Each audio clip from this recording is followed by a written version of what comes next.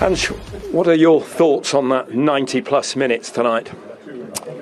Yeah, no, disappointing night for us. First half, excellent, control the game, wasteful in front of goal. Second half, same. Started off well, wasteful in front of goal, and once Leicester scored, you could tell they kind of lifted the crowd, we lost our composure, and let them back in the game. Certainly for that first 60 minutes, as you've alluded to there, you created plenty of chances. When you say wasteful in front of goal, is that just a question of people perhaps being a bit ring rusty coming back into the Premier League? No, I don't buy in ring rusty. I mean, it's just, look, it's an issue we had last year as well. We need to keep working hard at it and just be a bit more ruthless in front of goal. I think at times we make poor decisions. We lack the composure we need, but, you know, when we're that dominant, we should be really well out of side the opposition, and we weren't. Clearly understand your disappointment and frustration, but given the way, the style that you like to play, certainly in that 60 minutes, did you see in the chances you created the Tottenham that you want to see playing? No, because we do everything to score goals, and we didn't score goals. And the dominance in the football's great, but if you don't score goals, then it's kind of meaningless and pointless. And we just got to be stronger in our mindset in that front third. And as I said, to be that wasteful tonight when we had so much dominance of the ball and territory, it's disappointing. When Leicester get the equaliser, there seemed to be a swing in momentum. What do you put that down to?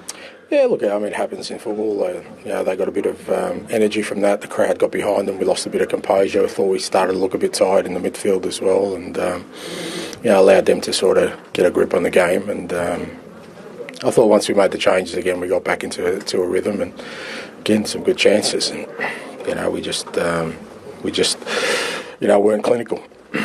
Dominic Solanke started. We saw the likes of Archie Gray as well. You've alluded to the disappointment, but overall, how did they do, in your opinion, on their Spurs debuts?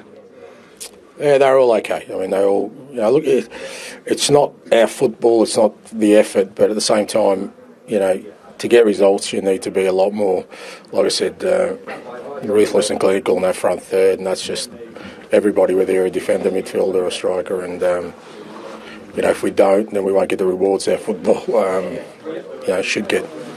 Are these all issues, the frustrations you're expressing, are these things that can be ironed out on the training field, or are they things that just players have to adapt to and accept the responsibility in game time? No. The responsibility is on me, and I'm the one. That's why you coach. You try and provide solutions and a platform for the players to improve, and that's what we'll do. And just finally, we obviously saw a rather nasty injury to Bentancur. We saw him come off. We heard from your team doctor that he was up and talking. Is there any further news on his condition? No, I haven't spoken, but obviously, it's a head injury, so just got to be really careful. And the good news is that he was up and about, up and talking. So we'll let the medical team take charge of that. And appreciate your time and honesty. Thank you. Thank you. Yeah, he's always honest, Ange Postecoglou. Meaningless and pointless if you dominate a football game and don't score, he says. Yeah, I agree with him. I know he said he takes responsibility for it, but as a manager, you're on the training pitch and you put certain sessions on, and certainly for the attacking players to get into these positions. If they weren't getting into positions, then I'd be worried. But the fact that they are getting positions, they have to do a lot better. I do get it, it's the first game of the season, but in the Premier League, if you don't take your chances against these kind of teams that you should be kind of winning the game, you can see what happens. You could get punished, but he's fairly angry there. He's upset. He's disappointed because he knew that the one goal wasn't enough, and when you keep missing these big chances, you get punished. And the second half performance was poor. I think he would have had a few harsh words in that dressing room for that second half performance. And if you look from the first half, Maddison, Son, certainly down their left side, were killing them. And then takes Maddison off, takes Son off, because completely different performance in the second half, takes the goal scorer off, Pearl. So the dip from Spurs in the second half was incredible. But the man who spoilt Spurs' party, some story, as I say, 2 days ago, we were told, we believed, not only he wasn't playing tonight, he was out for the first couple of weeks of the season, body blow to Leicester, He knocks on the manager's door and says, I'm fit. And, of course, he steps up with this goal. Well, I'm sure sometimes players want to get playing at the weekends. You know, the Premier League season started. They want to play on the first night, on the Friday or the Saturday. Leicester were put down to play on the Monday night, but it actually worked a treat because, as Steve Cooper said before the game, if it wasn't tonight, then he wouldn't have been playing. He's got himself back fit over the last couple of days, and he's in a position there at the back post. He hardly moves, and actually Romero makes it easy for him, Robbie. Look at Romero here. We highlighted him, number 17. He actually is by Vardy. He runs past him, doesn't he? If you look where he started, Romero, his body shape is all over the place. Because he's a centre-back, he feels like he has to be in the middle of the goal. We already have players in that position who's already marking people. So, and you can't leave someone like Jamie Vardy. The fact that he just literally ran past him without having that body shape to see, just facing the ball, that could have been easily avoidable. If he just stays with Vardy, there's no goal because Porro's already in the middle. He's basically doing his job for him. But Jamie Vardy scoring in his 10th Premier League season, 137 Premier League goals now for Jamie Vardy at the age of 37. Let's have a look at where he is in this table. Both our guests are on that one tonight. Robbie on 126. Needs 13 to get to 150, and Michael Owen. He'll never do it, will he? No. 13 goals. Will he score 13 goals this season? Well, I mean, if you keep defending like that and giving him the opportunity in the box, he will.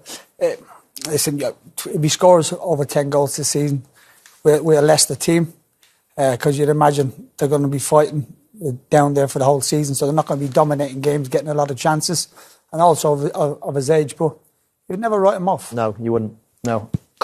Should it have got even better for Jamie Vardy? Yes. It should have. It was a big chance for him. Yes, it was on his weak foot, but actually it wasn't the hardest of finishes. He wasn't precise enough. This is the type of chance that a lot of people say, just hit the target, and that's what he's done. But you don't just hit the target in situations like that. You've got a lot of room there to the left-hand side of the goalkeeper. This is the best angle. Look how much room he's got into that far corner. I mean, it's virtually down the middle, isn't it? It's a big chance. And the only thing I can say is that it was on his weaker foot. But apart from that, he should be finishing it. Another yard to the keeper's left there, and that's it. He's given the keeper the opportunity there. Just a bit more angle on the shot. As you said, it's on his weaker side, but probably should have done a little bit better. Let's go back to the King Power man, of course, who played many times with Jamie Vardy, the former Leicester captain, Wes Morgan, with Manish.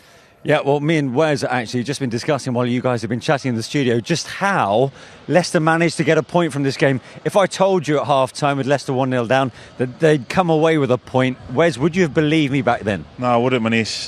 First half, it was all Tottenham, from the very beginning, creating chances for 15, 20 minutes. They had maybe 3 or 4 good half chances that they didn't convert. They got the goal, and I thought it was just going to carry on. It could have been 2, 3, and just see out the game comfortably. Leicester rode the wave. They soaked up as much pressure as possible, conceded a 1 goal, but going in 1-0 at half-time was probably, a fair... I won't say a fair reflection, no. But it was a positive, because it could have been a lot worse. Yeah. Second half, completely different. I don't know what Cooper said, but... I mean, he's obviously told them something because they were winning all the individual battles out there. There was clearly an instruction from Steve Cooper. Yeah, whatever said at half-time, it was a completely different side. There was first to every ball. Instead of having 1-2 passes and then it was breaking down, it was 1, 2, 3, 4, getting into the final attacking third and starting to, advance up the field a lot better. And I think that's what's changed. And then the momentum grew with Leicester. And, they got the goal, which was fantastic. Jamie Vardy wasn't supposed to be involved today, we were all led to believe. He's come on, he scored the all-important goal to clinch a point. Give us an insight. What is Jamie Vardy like? What is Does he he like? still have that energy that when he first came into the club? I mean, he's 37 now. Yeah, he's always going to have that energy. He's got that body type, where he can always be running and he'll always stay in shape and be able to give, more than enough to get through a game. But I think his attitude more than anything, the way he will never give up. He will run the channels. He will still run down defenders, putting pressure on. He's not as quick and sharp as he used to be, but he's still got that eagerness, that attitude, which, you know, can get you so far. And if you're in the right place at the right time, which Vardy was today, you can get that goal. But what influence does he have on the rest of the dressing room? What's he like as an influence? Yeah, you know, apart from being a nuisance. Yeah, you know, he's experienced. You know, he's been part of Leicester for so long, been in the game for a long, long time. You know, the young boys look to him, and I think just his influence. You know, I think the aura he gives off, people get inspired by that. And when he's on the pitch, even though he might not have much involvement with touches, he's still a threat. And today, you know, in the right place at the right time, the ball falls to him, and he tends to score. Brilliant. Wes, thanks very much indeed. Well, coming to the stadium, Wes said to me, expectation not particularly high today. I think that's changed after today's 90 minutes, Steve. Gentlemen, thank you very much indeed. Interesting from Wes talking there about Jamie Vardy, his former teammate. High time we heard from the man himself. Here he is, the 37-year-old goal scorer. Vardy. Well, Jamie, still got it. Yeah, still managing to keep the standards up, and just delighted, obviously, to get at least a point, and maybe could have nicked it. Yeah, I saw the emotion pour out of you when you got the goal. I mean, considering the occasion, considering the match tonight, being back in the Premier League, just how much did it mean to get that equaliser? No, it was great, but it's what we need as a team. We made sure that after half time, made sure we went in maximum 1-0. Knew that if we started playing, getting on the ball, we could create problems, and obviously with it only being 1-0, you're always in the game. So I think we upped it a bit in the second half, started pressing a bit more, and started causing them a lot of problems. When you are up against it like you were in the first half, how important is your experience to lead the side, to keep the calmness and try and show more in the second half like you did? No, that's what it's all about. I mean, when we're together, we stick together. At the end of the day, defending, it's not just your defenders, it's all 11 on the pitch, and vice versa when it's attacking. You have to all stick together no matter what part of the pitch you're on, and I think we did that well. Yeah, they had a few chances in the first half, but we rode that storm out, and like I said, saw the difference in the second half. Your name was a surprise on the team sheet to all of us. Was it a surprise to you? No, and yes. No, obviously Patson's took an injury, and it's took me a while to get back, but the knee's absolutely fine, so managed to get 4 training sessions in and just had a chat with the gaffer. Didn't want to obviously let any of the boys down, so it was either starting or sub. As long as I was involved, I wanted to be there. And you managed to keep it a secret. It had quite an impact around the stadium when people heard you were starting. That's the way to do it, isn't it? Yeah, well, we just kept it under wraps as much as possible. At the end of the day, it could have gone the opposite. I could have got through the last training session yesterday and feeling it again. So it was just about taking it day by day, getting through each session, not having a reaction to the training that I'd done, and just building literally my fitness. But as you could see from about 60-65 minutes, the legs were starting to cramp up. So massage time now then. Yeah, I'll get a massage and make sure I fully recover tomorrow. But obviously getting the 60-65 minutes in, it'll have done my body a world of good. Getting the match minutes, because I don't think anything can prepare you for the actual games. Well done, Jamie. Cheers, thank you. Thank you. Yes, another headline for Jamie Vardy in his career to begin another Premier League season. But what about Tottenham's new boy Dominic Solanke at the other end of the pitch? What did you make of him overall tonight, Robbie? Yeah, he did okay. He wasn't. I wouldn't say he set the world alight tonight, but what he did do, he did okay. What we said before the game, he'll do this all day long. He'll pressure and be a nightmare for the defenders. He does have good movement inside the box, but he didn't really have too many touches. I think this is a decent chance. Gets in front of the defender. It was an okay performance. He's only going to get better. It's his first game with the team, understanding his new teammates and how they play, and that could take probably 4 to 5 games. Just understanding his movement as well, where he runs to. Could have maybe scored one. I think he should have done better. This chance, he has to go across the goalkeeper there, maybe under the defender's legs. Made him a bit more difficult to goalkeeper, but he did okay. He can obviously get better. Yeah. I mean, he'll be reasonably happy. He's got through his first game, made his debut. You want to have a fast start, a good start, score a goal, win the game. it's not quite gone perfectly, but he's done fine. And it'll be, I think Tottenham have needed that type of player.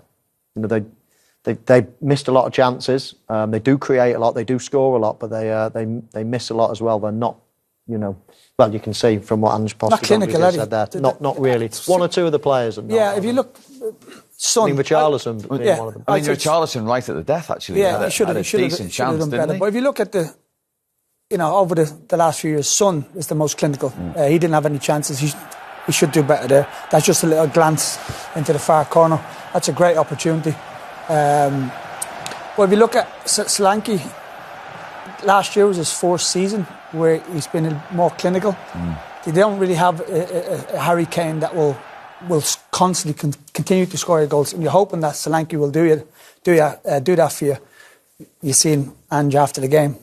He's obviously worried about that position in terms of not being clinical in front of goal, and he alluded to many times there. So they need to do better there. Yeah, and they finished 5th last season, and that can be the fine margin between a 4th and a 5th, and 70-80 million pounds getting into the Champions League. Yeah, only a couple of points, weren't they, behind 4th place last season? So it is small margins. They had a fantastic start to the season last season, top of the league for after 10 games. Yeah, and they just fell away towards the end a little bit. So, but I do think their squad is a little bit better now. I looked at that team sheet beforehand. I thought I like this team, and in the first half I was purring over them. I thought this is a proper team, but he'll be disturbed by that second half performance. Nothing really, to let a team back into the game like that, not to kill them off, and then as soon as Leicester scored, they almost not capitulated, but no reaction, was it? There was no reaction, and it just felt as if,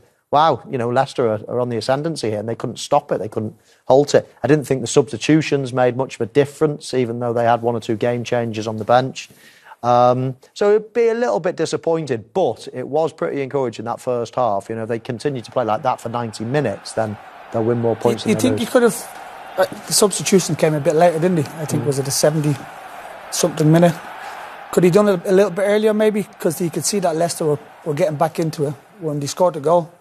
They were dominating the game. You could actually see that he could possibly score again. So I wonder whether he could have made at least 1 or 2 changes around the 60-minute mark, because the first game of the Premier League season, no matter how much training you do, your fitness, around the 65th minute, you start to get tired, and you hear Jamie Vardy about getting cramps. So, yeah, I thought he should have brought maybe 2 players on around the 60th minute. Yeah, Bentancur sitting up talking is the good news, actually. Yeah, that's good, yeah. After he's been stretched off. But let's round off then. Encouragement for Steve Cooper in that second half. Oh, I bet you can't believe his luck. After going 1-0 down and being awful in the first half, thinking, right, how do I pull a performance out of that? And then the second half, totally different. To get off the mark, they've got a point now. He will have taken that before the game. It was a tricky start for him. Gentlemen, thank you for your company. Enjoyed it as always. There you go then. There are your 10 games. That is your first weekend of the Premier League season complete. And even at 37, you cannot keep a good man out of the headlines. See you soon.